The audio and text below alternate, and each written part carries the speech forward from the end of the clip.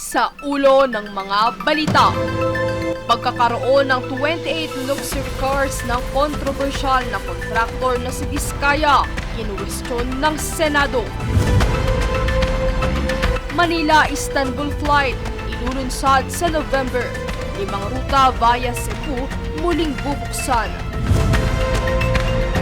Ilang mambabatas pabor sa Independent Commission para mag-imbestiga sa anomalya sa flood control projects.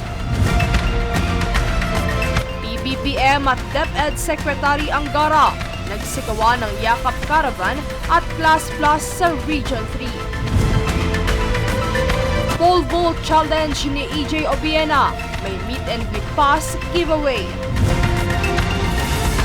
At pelikulang Magellan, opisyal ng entry ng Pilipinas sa Oscars 2026.